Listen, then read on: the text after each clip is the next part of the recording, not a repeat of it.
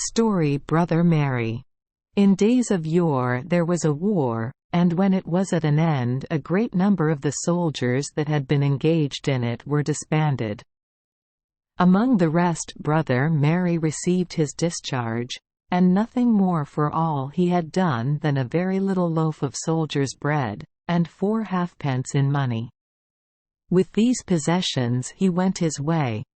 Now a saint had seated himself in the road, like a poor beggar man, and when Brother Mary came along, he asked him for charity to give him something. Then the soldier said, "Dear beggar man, what shall such as I give you? I have been a soldier, and have just got my discharge, and with it only a very little loaf and 4 halfpence. When that is gone I shall have to beg like yourself." However, he divided the loaf into 4 parts, and gave the saint one, with a halfpenny.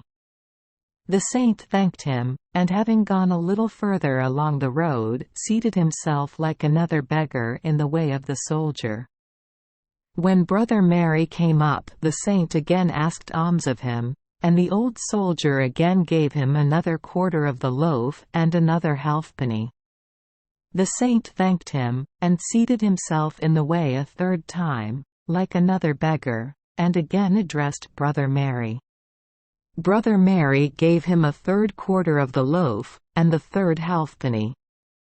The saint thanked him, and Brother Mary journeyed on with all he had left, 1 quarter of the loaf and a single halfpenny. When he came to a tavern, being hungry and thirsty, he went in and ate the bread, and spent the halfpenny in beer to drink with it. When he had finished, he continued his journey, and the saint, in the disguise of a disbanded soldier, met him again and saluted him. "Good day, comrade," said he. "Can you give me a morsel of bread, and a halfpenny to get a drop of drink?" "Where shall I get it?" answered Brother Mary. "I got my discharge, and nothing with it but a loaf and 4 halfpence, and 3 beggars met me on the road, and I gave each of them a quarter of the loaf and a halfpenny. The last quarter I have just eaten at the tavern, and I have spent the last halfpenny in drink.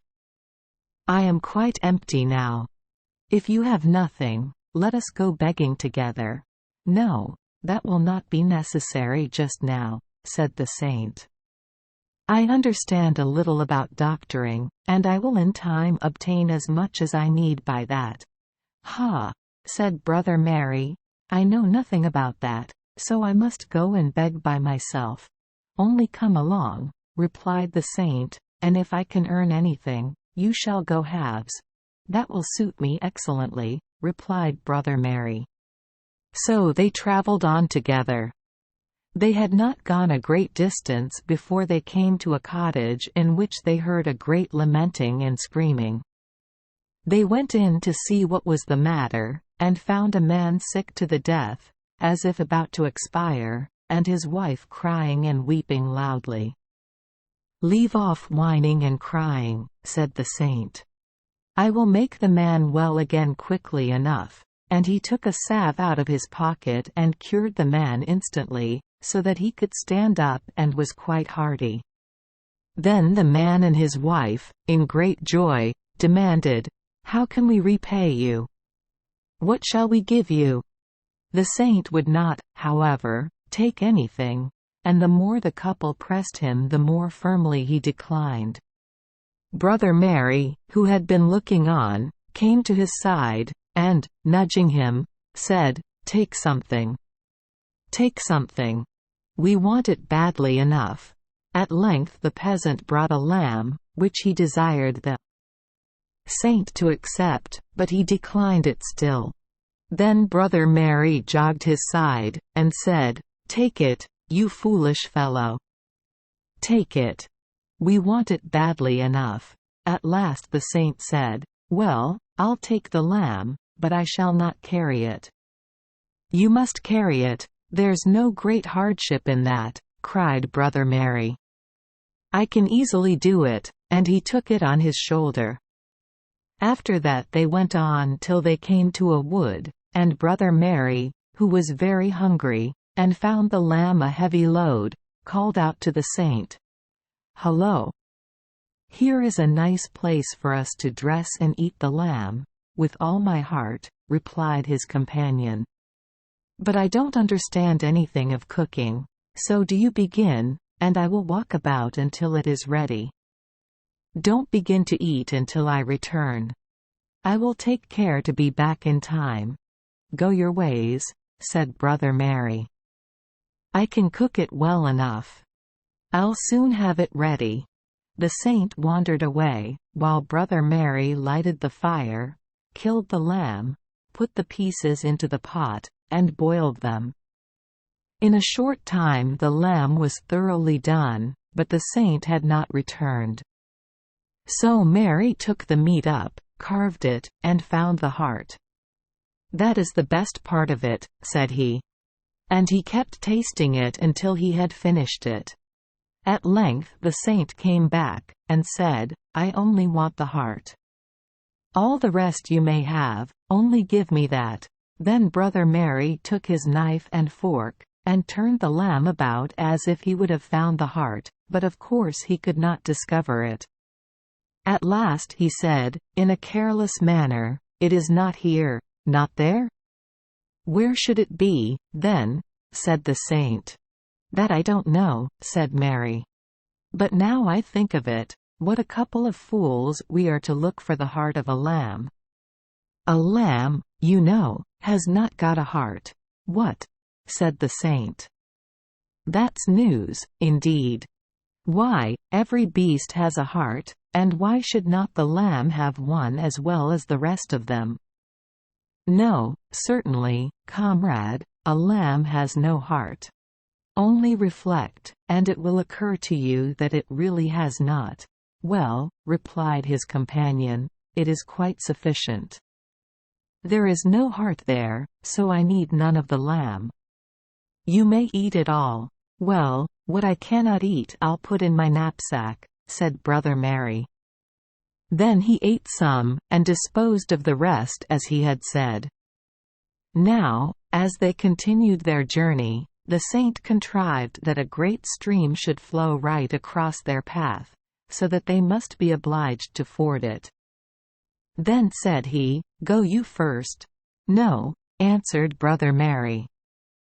"Go you first," thinking that if the water were too deep he would stay on the bank where he was. However, the saint waded through, and the water only reached to his knees.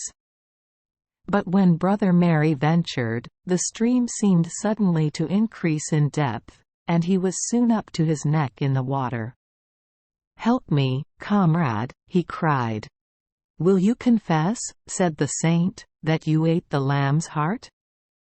The soldier still denied it, and the water got still deeper, until it reached his mouth. Then the saint said again, "Will you confess, then, that you ate the lamb's heart?" Brother Mary still denied what he had done, and as the saint did not wish to let him drown, he helped him out of his danger. They journeyed on until they came to a kingdom where they heard that the king's daughter lay dangerously ill. "Halloa! Brother," said the soldier, "here's a catch for us. If we can only cure her we shall be made forever." The saint, however, was not quick enough for Brother Mary. "Come, brother." "Heart," said the soldier, "put your best foot forward, so that we may come in at the right time." But the saint went still slower, though his companion kept pushing and driving him, till at last they heard that the princess was dead. "This comes of your creeping so," said the soldier.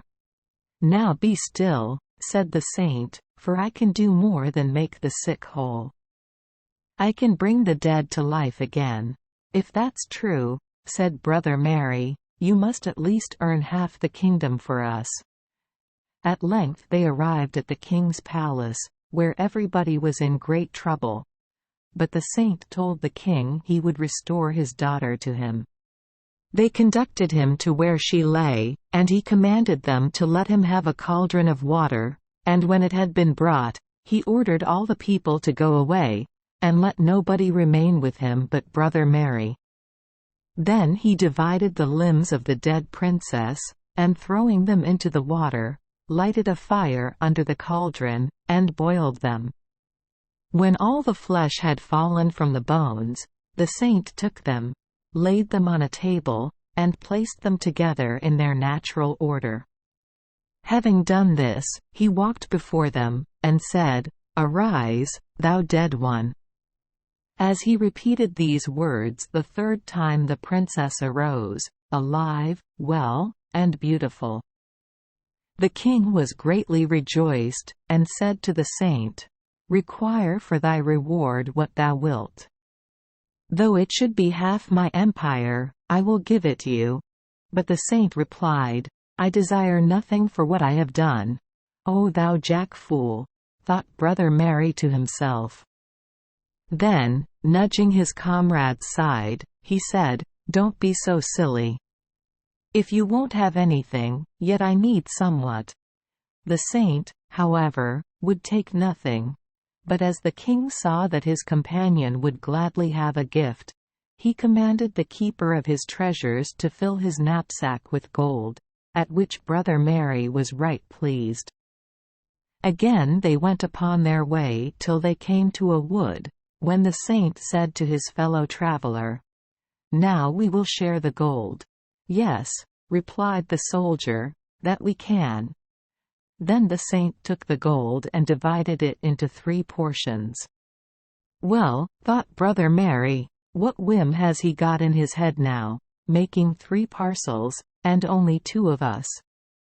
"Now," said the saint, "I have divided it fairly, 1 for me, and 1 for you, and 1 for him who ate the heart." "Oh, I ate that," said the soldier, quickly taking up the gold. "I did, I assure you." "How can that be true?" replied the saint. "A lamb has no heart."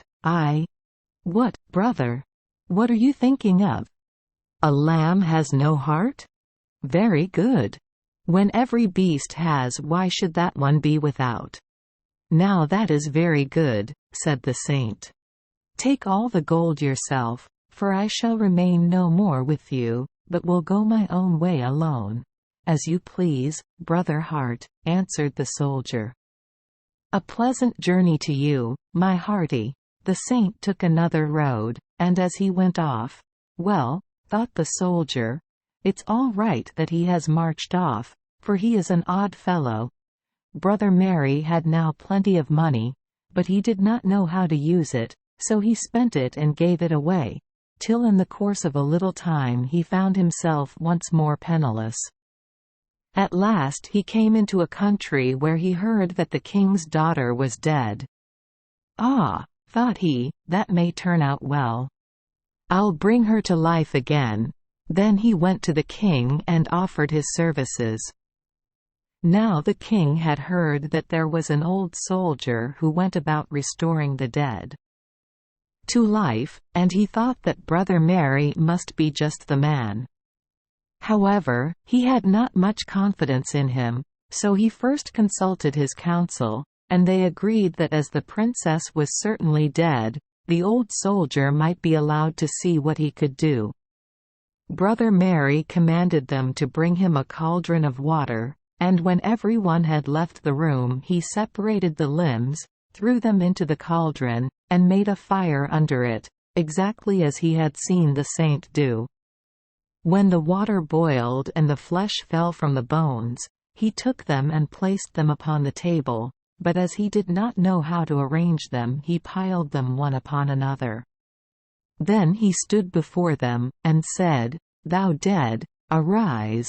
And he cried so 3 times, but all to no purpose. "Stand up, you vixen! Stand up, or it shall be the worse for you," he cried. Scarcely had he repeated these words ere the saint came in at the window, in the likeness of an old soldier, just as before, and said, "You impious fellow! How can the dead stand up when you have thrown the bones thus one upon another?" "Ah, Brother Hart," answered Mary, "I have done it as well as I can. I will help you out of your trouble this time," said the saint. "But I tell you this, if you ever again undertake a job of this kind, you will repent it, and for this you shall neither ask for nor take the least thing from the king." Having placed the bones in their proper order, the saint said 3 times, "Thou dead, arise." And the princess stood up, sound and beautiful as before. Then the saint immediately disappeared again out of the window, and Brother Mary was glad that all had turned out so well. One thing, however, grieved him sorely, and that was that he might take nothing from the king. "I should like to know," thought he, "what Brother Hart had to grumble about. What he gives with one hand he takes with the other. There is no wit in that." The king asked Brother Mary what he would have, but the soldier durst not take anything. However, he managed by hints and cunning that the king should fill his knapsack with money, and with that he journeyed on. When he came out of the palace door, however, he found the saint standing there, who said, "See what a man you are. Have I not forbidden you to take anything, and yet you have your knapsack filled with gold?" "How can I help it," answered the soldier, "if they would thrust it in?" "I tell you this," said the saint, "mind that you don't undertake such a business a second time. If you do, it will fare badly with you." "Ah, brother," answered the soldier, "never fear. Now I have money, why should I trouble myself with washing bones?" "That will not last a long time," said the saint. "But, in order that you may never tread in a forbidden path, I will bestow upon your knapsack this power, that whatsoever you wish in it shall be there. Farewell. You will never see me again. Adieu," said Brother Mary, and thought he, "I am glad you are gone. You are a wonderful fellow. I am willing enough not to follow you." He forgot all about the wonderful property bestowed upon his knapsack, and very soon he had spent and squandered his gold as before. When he had but 4 pence left, he came to a public house, and thought that the money must go. So he called for 3 pennyworth of wine and a pennyworth of bread. As he ate and drank, the flavor of roasting geese tickled his nose, and, peeping and prying about, he saw that the landlord had placed 2 geese in the oven. Then it occurred to him what his companion had told him about his knapsack, so he determined to put it to the test. Going out, he stood before the door, and said, "I wish that the 2 geese which are baking in the oven were in my knapsack." When he had said this, he peeped in, and, sure enough, there they were. "Ah! Ah!" said he, "that is all right. I am a made man." He went on a little way, took out the geese, and commenced to eat them. As he was thus enjoying himself, there came by 2 laboring men, who looked with hungry eyes at the one goose which was yet untouched. Brother Mary noticed it, and thought that 1 goose would be enough for him. So he called the men, gave them the goose, and bade them drink his health. The men thanked him, and going to the public house, called for wine and bread, took out their present, and commenced to eat. When the hostess saw what they were dining on, she said to her goodman, "Those 2 men are eating a goose. You had better see if it is not one of ours out of the oven." The host opened the door, and lo! the oven was empty. "Oh, you pack of thieves!" he shouted. "This is the way you eat geese, is it? Pay for them directly, or I will wash you both with green hazel juice." The men said, "We are not thieves. We met an old soldier on the road, and he made us a present of the goose. You are not going to hoax me in that way," said the host. "The soldier has been here, but went out of the door like an honest fellow. I took care of that. "You are the thieves, and you shall pay for the geese." However, as the men had no money to pay him with, he took a stick and beat them out of doors. Meanwhile, as Brother Mary journeyed on, he came to a place where there was a noble castle, and not far from it a little public house. Into this he went, and asked for a night's lodging, but the landlord said that his house was full of guests, and he could not accommodate him. "I wonder," said Brother Mary, "that the people should all come to you, instead of going to that castle. They have good reason for what they do," said the landlord, "for whoever has attempted to spend the night at the castle has never come back to show how he was entertained. If others have attempted it, why shouldn't I?" said Mary. "You had better leave it alone," said the host. "You are only thrusting your head into danger." "No fear of danger," said the soldier, "only give me the key and plenty to eat and drink." The hostess gave him what he asked for, and he went off to the castle, relished his supper, and when he found himself sleepy, laid himself down on the floor, for there was no bed in the place. He soon went to sleep, but in the night he was awoke by a great noise, and when he aroused himself he discovered 9 very ugly devils dancing in a circle which they had made around him. "Dance as long as you like," said Brother Mary, "but don't come near me." But the devils came drawing nearer and nearer, and at last they almost trod on his face with their misshapen feet. "Be quiet," said he, but they behaved still worse. At last he got angry, and crying, "Holla! I'll soon make you quiet," he caught hold of the leg of a stool and struck about him. 9 devils against 1 soldier were, however, too much, and while he laid about lustily on those before him, those behind pulled his hair and pinched him miserably. "Aye, you pack of devils, now you are too hard for me," said he. "But wait a bit. I wish all the 9 devils were in my knapsack," cried he, and it was no sooner said than done. There they were. Then Brother Mary buckled it up close, and threw it into a corner, and as all was now still he lay down and slept till morning, when the landlord of the inn and the nobleman to whom the castle belonged came to see how it had fared with him. When they saw him sound and lively, they were astonished, and said, "Did the ghosts, then, do nothing to you?" "Why, not exactly," said Mary. "But I have got them all 9 in my knapsack. You may dwell quietly enough in your castle now. From henceforth they won't trouble you." The nobleman thanked him and gave him great rewards, begging him to remain in his service, saying that he would take care of him all the days of his life. "No," answered he. "I am used to wander and rove about. I will again set forth." He went on until he came to a smithy, into which he went, and laying his knapsack on the anvil, bade the smith and all his men hammer away upon it as hard as they could. They did as they were directed, with their largest hammers and all their might, and the poor devils set up a piteous howling. When the men opened the knapsack there were 8 of them dead, but one who had been snug in a fold was still alive, and he slipped out and ran away to his home in a twinkling. After this Brother Mary wandered about the world for a long time.